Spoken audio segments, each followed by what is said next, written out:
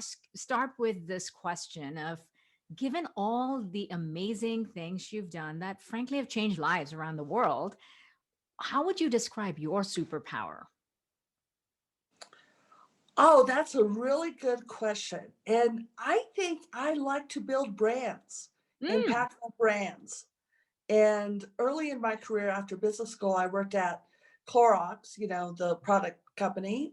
right. And um, I really grew an appreciation of how important it is to position a brand, to think about brand values, to get those brand values out. And so when I think about my career, I'm really proud, obviously, of Match.com, which Mhm, is still one of the leading brands. TRUSTe, which mhm, is an internet privacy symbol that people see all over, which is also a leading brand. And now BabyQuip in just 4 years, really, right. we're leading in the marketplace. So I really love brands. I think that's probably my superpower. What were some of the biggest lessons that you learned in the Match.com experience, and in that both as a leader as well as a entrepreneur in that journey, that were really founding principles in some ways moving forward? Yeah, well, I think I really like the marketplace model. Mm, And that's what we're doing with BabyQuip because it's really fun to empower both sides of a marketplace. I also really saw the strength of partnerships. mm, So early in Match.com days, we would have partnerships with, some of these names are very old, like Alta Vista or mm, women.com, where I went mm, to work for afterwards. And we would create um, sort of private labeled Match.com mm, for these different environments, but the database and the overall experience was the same. And that really helped us grow very quickly. I think also, and this relates to the brand value, we won the first internet Valentine's Day. Okay, so back in 1995, we had just launched, we were just free. We were able to win the first, get all the press for the first uh, Valentine's Day on the internet. That that's was kind of exciting. I think from a leadership standpoint, I have a regret that I should have taken over Match.com when Electric Classifieds wanted to sell it. mm, I didn't have enough confidence. I mm, didn't have enough support. And I didn't let myself be vulnerable to ask for help. mm, Okay. And these are lessons that I often share with other female entrepreneurs. And probably the number one thing is be confident. I mean, there was no reason why I shouldn't have done that. mm, And it would have worked out for me, I think, quite nicely. And fortunately, I had a do-over. So later in my career, I took TRUSTe, which was a nonprofit, turned it into a for-profit, and raised some money and got what I deserved with that, right? But mhm, with Match, I kind of let it go and I didn't fight for it. In part, though, there were a lot of things. I was a young mom. I mhm. was very tired. The culture was sort of beating me down.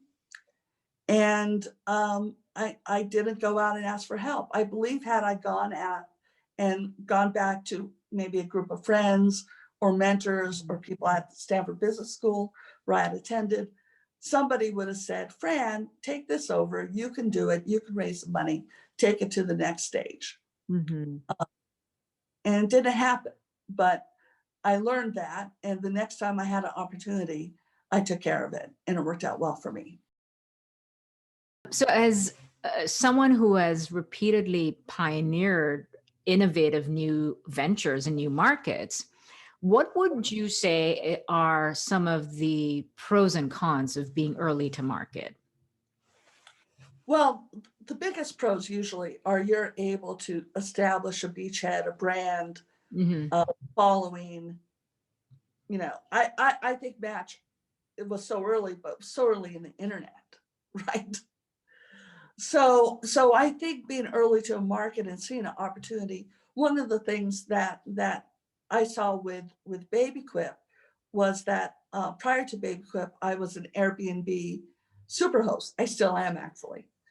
And when you see changes like this, and there's been so many, even in the just last 5 to 20 years, everything from, the rise of social networks, mobile apps. But I looked at Airbnb and was thinking, this is going to have a big impact.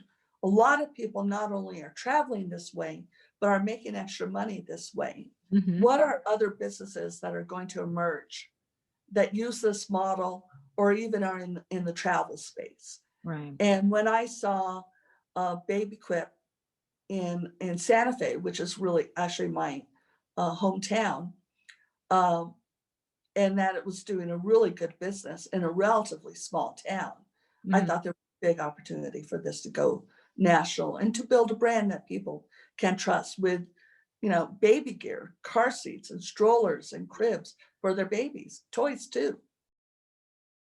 Tell us a little bit more about that part of it, the independent business owner, or separate from just, being part of EquipNet. Or what are you learning that, what draws them in? What do they struggle with? What are the things that perhaps may not be directly connected to BabyQuip's services or products, but that in order to empower them, you've had to help them develop in? Well, first of all, I think there is a real need for, and maybe it's been around for a long time, looking back at Tupperware or Mary Kay Right. or some of these iconic brands, but moms want to have a little extra money, especially, and I would say about 40% of our network are stay-at-home moms doing this as a side hustle. Some are also working full-time and part-time. We do have some retired couples, so this is something for them to make some extra money.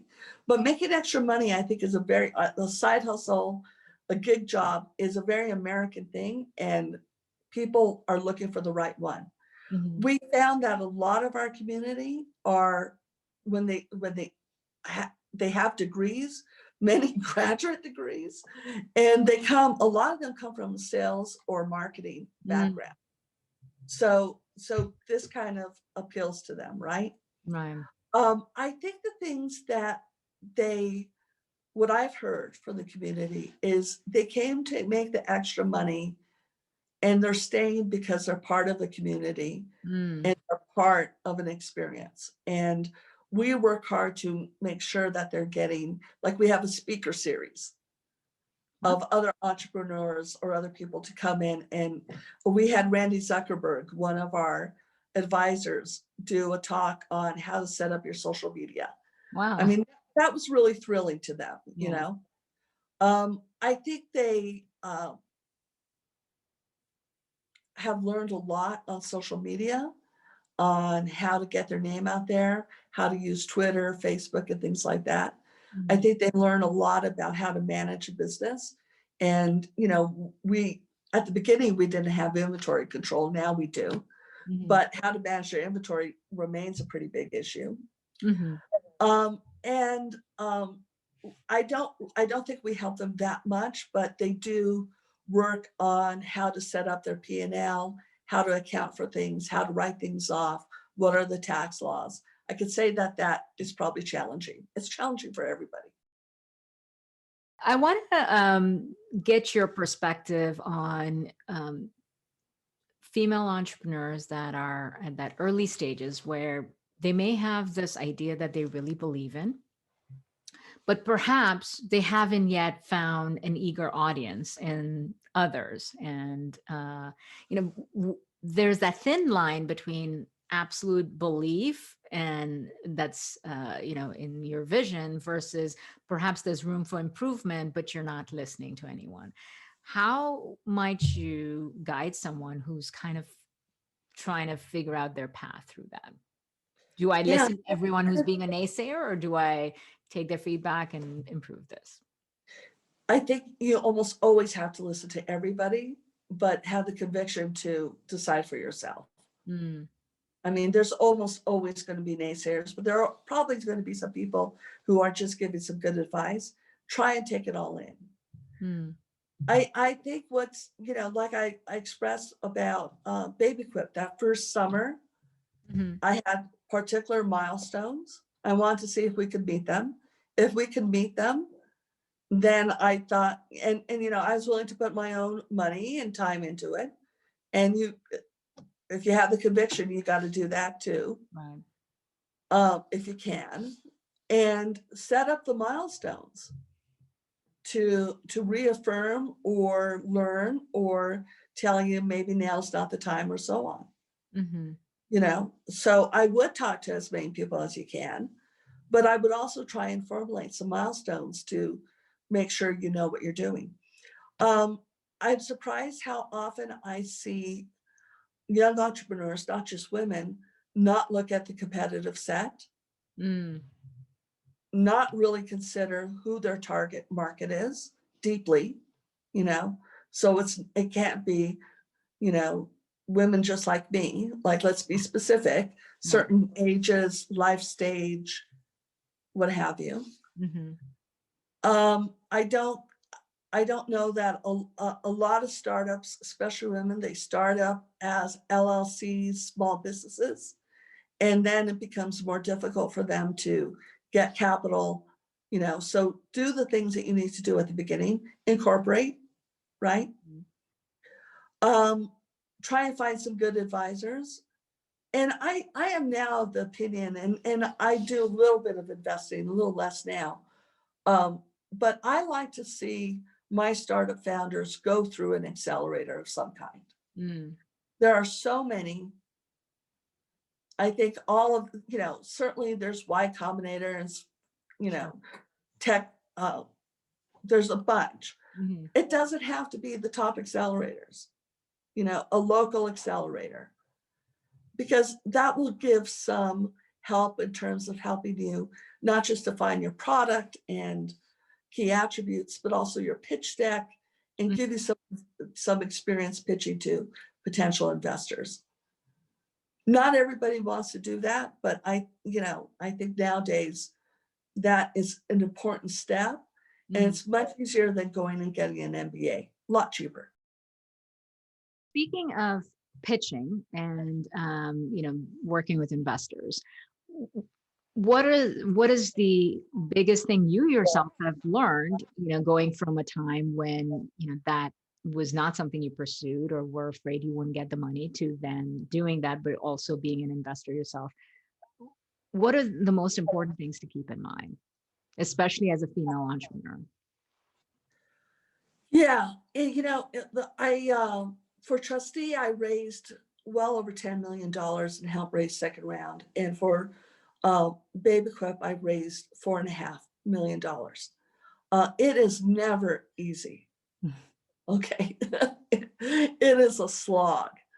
I think you've got to really sing the things that are powerful in your story. Mm-hmm. And be very confident about those things. Mm-hmm. And I think you've got to identify who are the right kind of investors and cultivate them.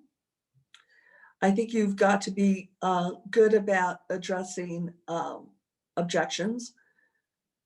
And for women entrepreneurs, many of us have products that are aimed at the family market or the female market, and we've got to embrace that. We've got to own it and not apologize for it. It is still really, really hard. There are not enough wealthy women or women with big startup wins that are starting VC companies.